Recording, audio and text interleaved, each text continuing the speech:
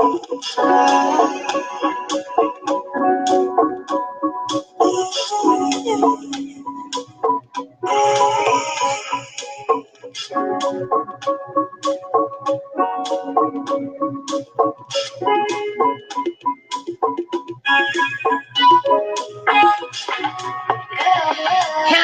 Tuesday, beautiful souls. We're going to run it back and try that again.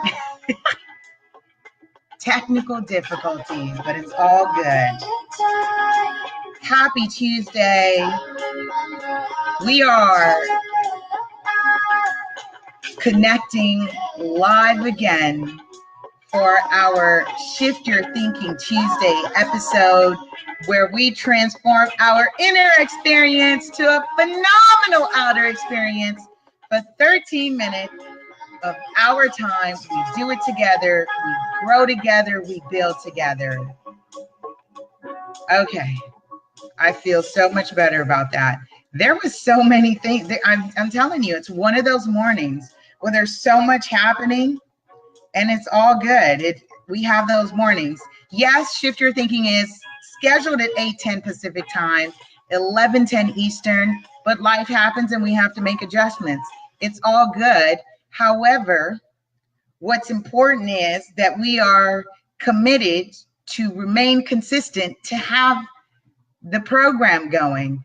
So if you're joining me for the first time, I'm Lisa P. or Lisa Puerto. You can say Puerto or Puerto. Si hablo español también. My family isn't native to this country. My family's from Belize, Central America. If you all ever wondered, where is this chick from? I am first generation born here, which I didn't realize that, I think, until post-college. Recently, in a couple years, I realized I was actually the first one in my family born in the United States. In LA specifically, which is where I get LA Superagent from on all social media. Facebook, Twitter, Instagram, YouTube.com. Make it real easy for you. All right, so some wonderful things have been happening, okay? And we're going to get into episode 53, and I'm calling this, where is it? Hold on, let me get it. I'm calling this, What Will Your Epitaph Say? This episode is going to be very near and dear to me. I know that. Why? Because it wasn't until I started living from the end. It wasn't until I started living from the end that I really and truly started to live. And if you really can really garner what I'm saying here, that really resonates with you. If you can really comprehend, and I'm going to say comprehend because I'm practicing in no longer using the word understand. So you will hear me self-correct in lieu of saying understand. I'm saying understand, overstand, or comprehend. I'm just working on activating something within me. And you can join me. I'm very intentional with words because it is what you speak is what you create. Abracadabra in Hebrew is actually Hebrew for you create what you speak. So you are really a magician in this lifetime. And for all my magicians who are having a wonderful time, I love you. I love you. And for those of you who are waking up to be magicians, welcome. You are not alone. And so it may take some events in your lifetime that will take you to wake up, some tragedy where you can turn your mission into a message and then some money, right? It's the universal law. It's the science of getting rich, if you ever wondered how that worked. And so I'm saying this, what will your epitaph say? What will the headstone say after you are long and gone and have transitioned from this physical realm? What will your legacy be if you care to leave one? I am a mother. And so there was a point in time that I had to ask myself those questions.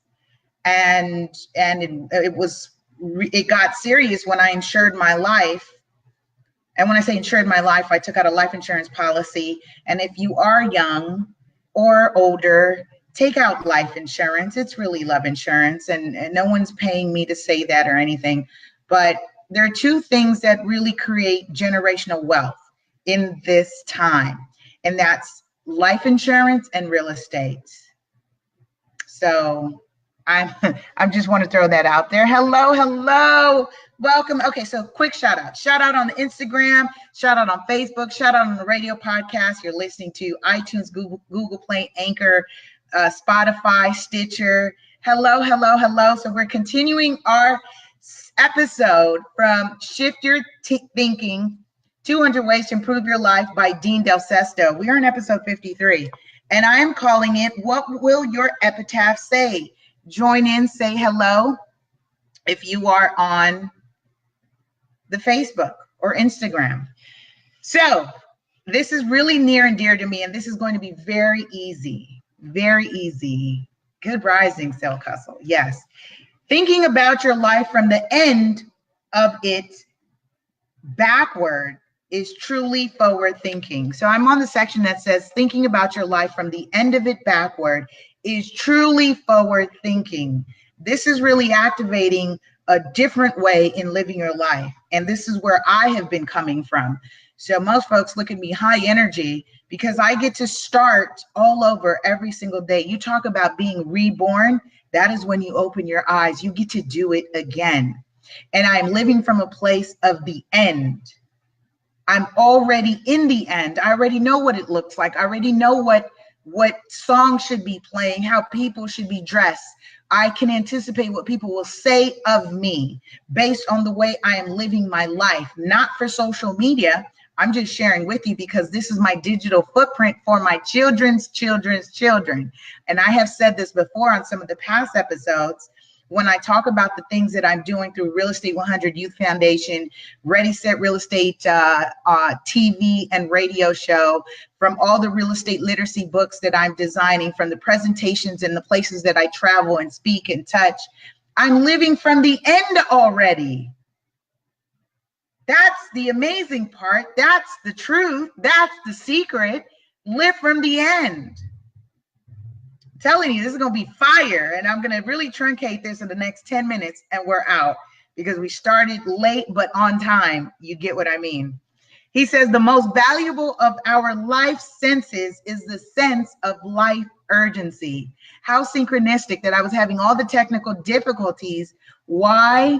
Because I heard ambulance passing back and forth, and there were some other things going on. And then finally, now I'm on. So now we're back. The author says, I remember once when I was asked to write my own epitaph. That is so powerful. If you haven't had a chance to do that yet, write it. What will people say of you? Be intentional with your words. Be intentional with your actions. Right? Be mindful of what you say because you can't get that back out. You can't get that. You can't get it out. You can't get it back. You cannot recover it is what I'm saying. They're daggers. They are very powerful. Same thing with your actions. Same thing with your actions. What you do leaves a precedence. It is a marker in time and space. Ooh, this one's going to be good. He says, an odd request, but amused and intrigued, I indulged, he said. Hello, Sacred Feminine. Devante, hello. For the moment, the exercise of putting finiteness on my life forced me to think with a sense of urgency and clarity, not the day-to-day vagueness I often live in.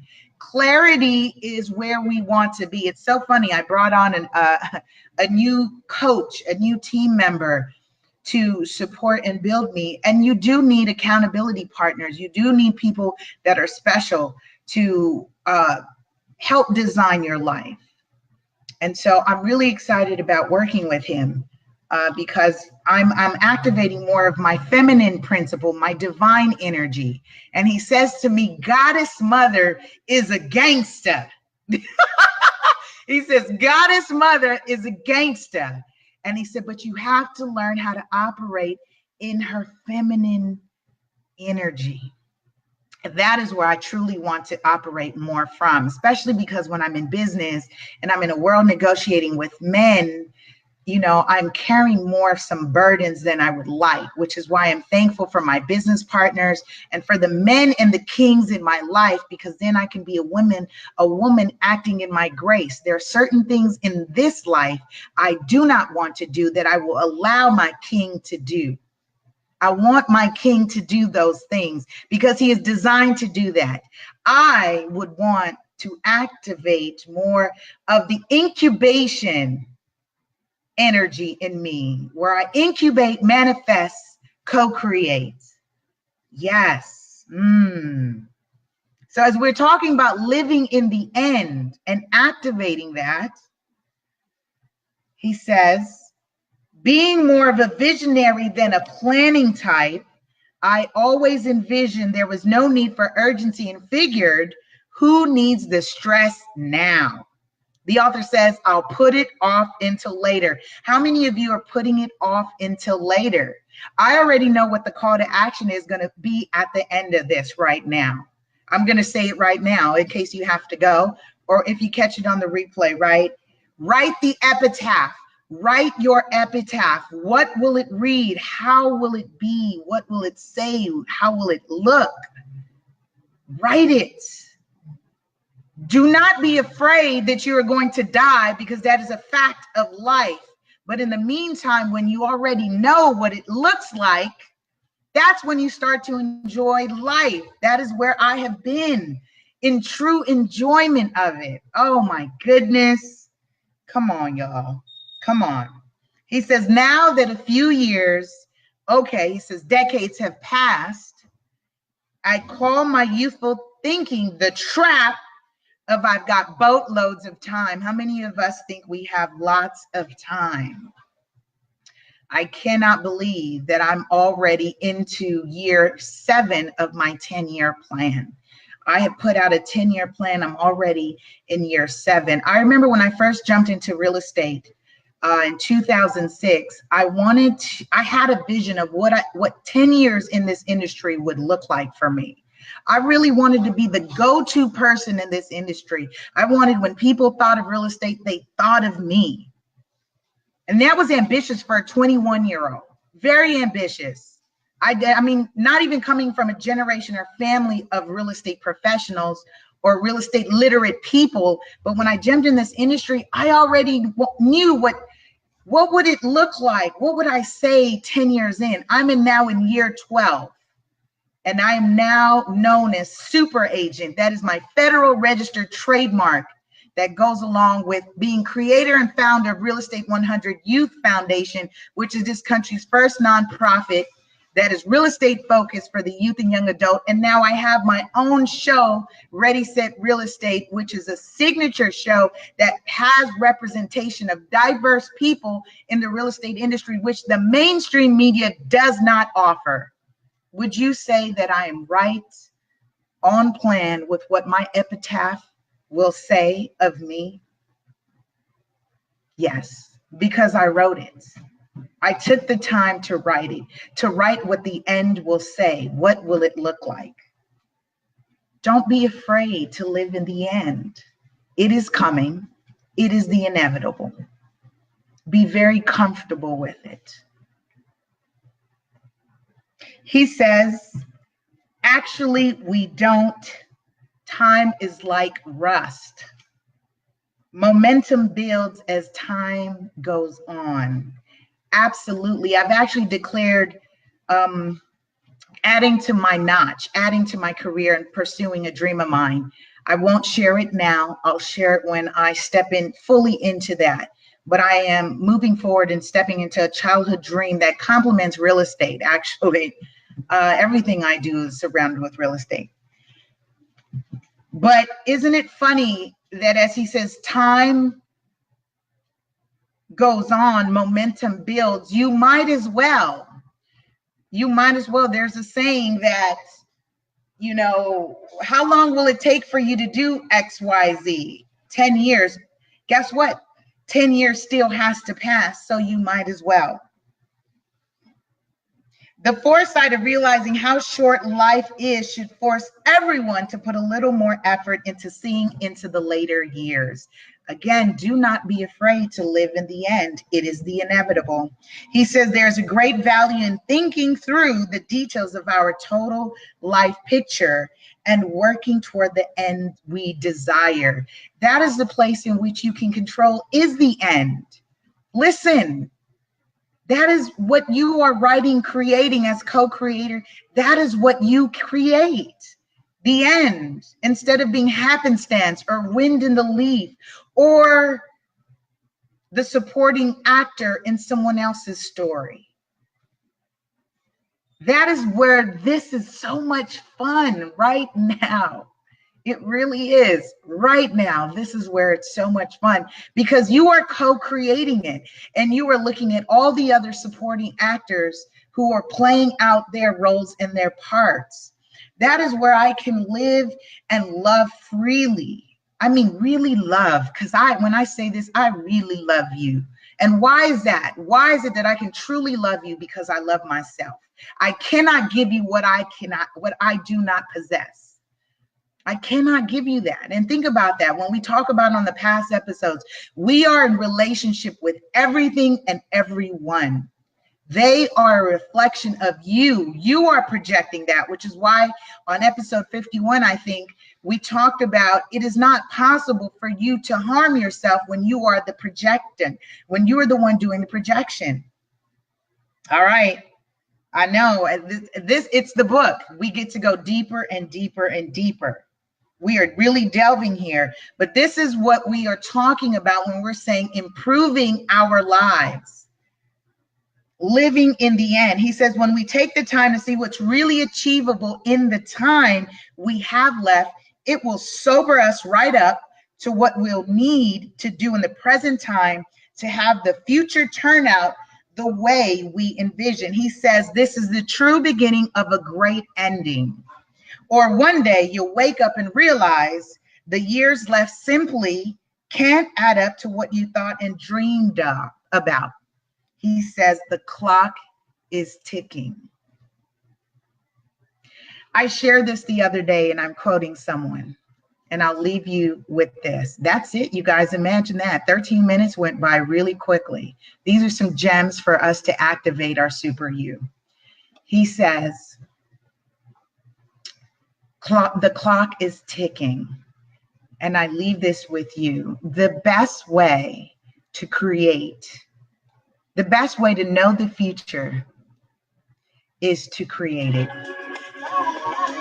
The best way to know the future is to create it. What will your epitaph say? All right, you guys, have a powerful and productive week.